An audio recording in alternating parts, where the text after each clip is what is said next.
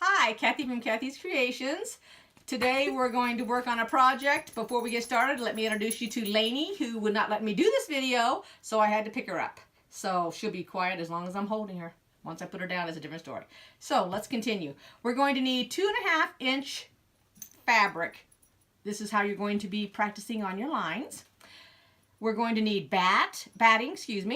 We're going to need ruler. We're going to need a pair of scissors. I have a pair of pinking shears, which we'll use at the tail end because I don't want to be doing anything hard. This is going to be a very easy mug rug for you to make. Why are they called pinking shears? Truly, do you really want to know, or are you just trying to do this? No, really. Okay, they're called pinking shears because they have little saw-like blade. And what that does when you cut your fabric with these, it keeps it from unraveling. Also gives it a nice pretty edge. Need a rotary cutter. You'll need snips because we'll be cutting the ends of our fabric, the little tails, the little threads off, and a seam ripper who will become your best friend when you learn how to sew. Or I should say when you don't learn how to sew, because when you make a mistake, then you have to cut it out. So I own a whole bunch of these because they really do wear out. Okay? Kind of like a video. You have to cut the fun part out. It's all fun. Now moving along. Now, if I'm going to explain to you how to use the regular ruler and the pencil if you don't have a rotary cutter and a craft ruler of any sort. You can use a yardstick for this length of fabric. If you do not have a yardstick, then what you want to do is you want to take this fabric and you're going to want to fold it some more because your object is to get this ruler to be on each end of your fabric. You're going to take a standard pencil, number 2, one of these lead pencils like this, and you're going to draw a line on your fabric. Then you're going to take your scissors and you're going to cut along that line, which is going to give you that 2.5 inch strip. Okay? Hi.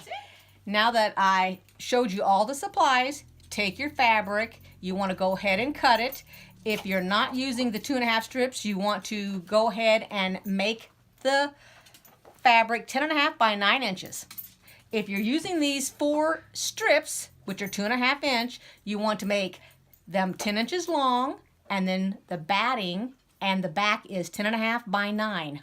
Okay? Now, this is what we're going to do. We're going to sew the pieces together to start out with. I'm using a neutral thread in my machine and my regular foot. And do you want to come a little closer for me, please? If you look down here, these are pressure feet. Excuse me. This is a pressure. These are feed dogs. When you look down here, these are your feed dogs on your sewing machine. I have a little, if you look down here, you can see where it looks like it's a long line. That means my machine is set up, this plate is set up for zigzag. If your plate has a teeny weeny little circle in that, that means it's a single stitch only. You cannot zigzag with it. If it is set up like this, which most machines are, or you've set it up like this, then what you want to use when you go to sew your things together is you want to take a little piece of fabric, and I just use a 2.5 inch square, and this is called a leader. That's what they usually call it. It means it's preparing you for sewing. And the reason that you do this is so that your fabric does not get tucked down underneath the bobbin, down in the casing, which will give you a bird's nest and it'll mess it up and you won't be able to sew. So if you begin with this one, by the time you get to the end of it, it's already set, and if it had any problems, it would have done it on this little piece of fabric. So let me repin this because I unpinned it. And we're going to pin it approximately, I'm going to use this a smaller pin, about 1 inch down.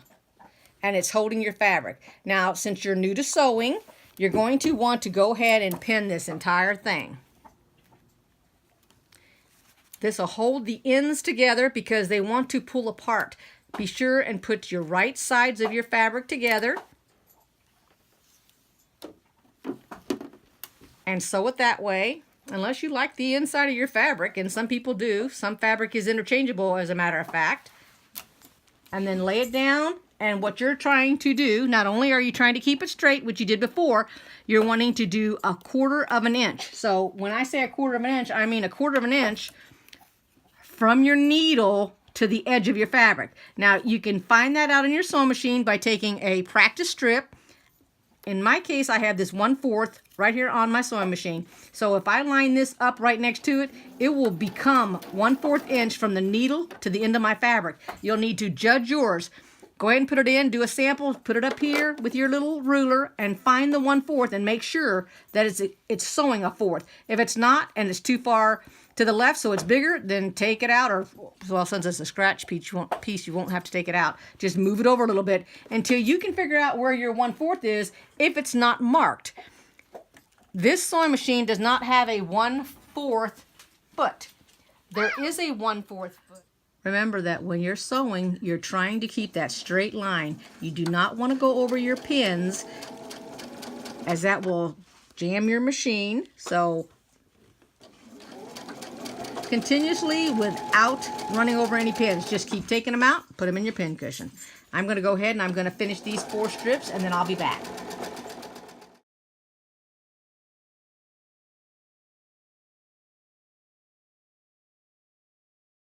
When you get the 4 pieces sewn together, you want to come over here and you want to iron them, and you want to set your seams, which means your fabric is folded on the seam line, and then you're just slowly moving. And I set the seams on all of them. This relaxes your thread so that when you go to sew it next, which I'll show you here in a sec, because you want your material to all go in the same direction. So you either want to either all go to the left or all go to the right. So we are going to go to the left. Usually it's dark sides together, but in this case, we're just going to go to the left with our fabric. Our iron.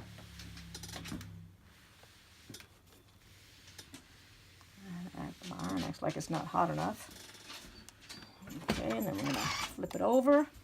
Do it again, which you can actually feel the seams.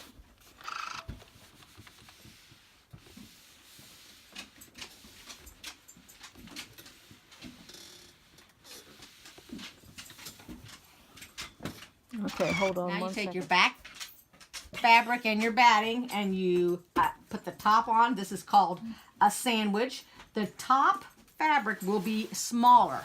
So come in close, take a look real quick here. And the reason I'm leaving the borders is because whenever you put batting between something, the fabric is going to stretch a little bit, so it'll get a little bit bigger, okay?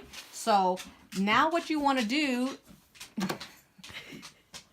is you want to put your walking foot on if your machine has a walking foot. Most of them come with walking feet. It looks like this. Yours might be shaped a little bit different, but that's exactly what it looks like. And you're going to put it on your machine. And the reason is that when you're using your walking foot, your feed dogs are actually coming up. So it's taking your sandwich or taking your fabric, and it's actually pulling it through like this. Where when you're using only this top foot right here, the bottom feed dog's not moving. So it's just more or less you're guiding it through the fabric. So that's changing our thread to red so that it'll be real nice on this fabric, since the fabric has red and black in it. Now we're going to stitch in the ditch. This is how you do it.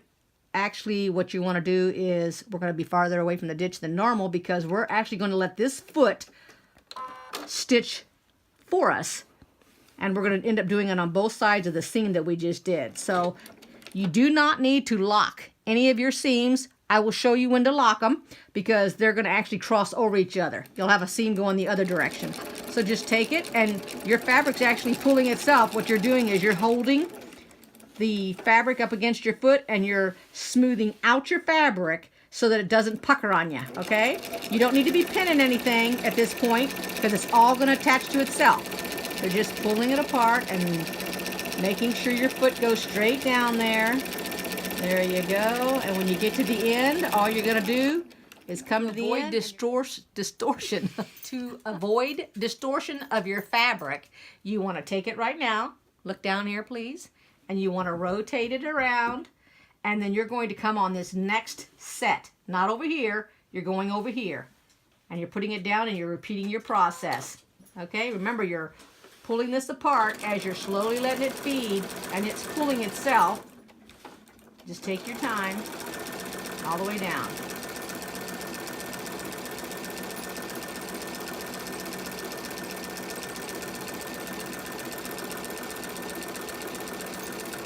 And when you get finished with this row, you're going to do the same thing. You're going to cut your fabric. Cut your thread, not your fabric. And you're going to turn it. And then you're going to go down this other side over here.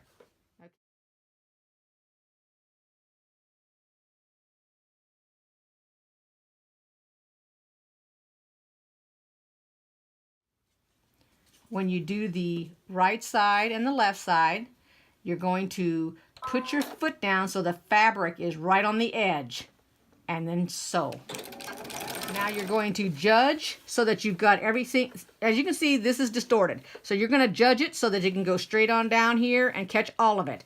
This is where you want to lock your stitches. So right off the edge of the fabric, you'll be on your batting. You want to go ahead and lock your stitches. Just go forward and backwards up to the very first line that you've stitched. Go ahead and go all the way to the end, and when you get to the end, you want to lock your stitches again. Here, it's completely finished, and what you're going to do now is you're going to take your pinking shears, and where your lines are, you're going to go about 1/4 of an inch or so, and you're going to cut off all that excess. This is why you did your back stitching, and go all the way around the entire thing.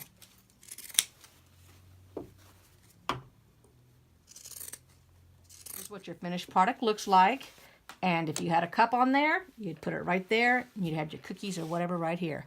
And since you've made this all out of 100% cotton, if it gets dirty, throw it in the washing machine and wash it. It'll come clean. Now let me show you another couple of them. I did this one first for my practice, and this is what the back looks like. It's the same back as this one. They're the same size. And then previously, when I was learning how to do a mug rug, this is the one I made. So I put a little snowman on it and did some little accessories. Okay, there you go. That's your mug rug, and you should be very proud of yourself. Lainey and I are ready to say goodbye for the day. We've had an enjoyable day. I hope you guys had fun. So remember, you want to subscribe, like, and make a comment below. Take care. Love you guys. Bye-bye.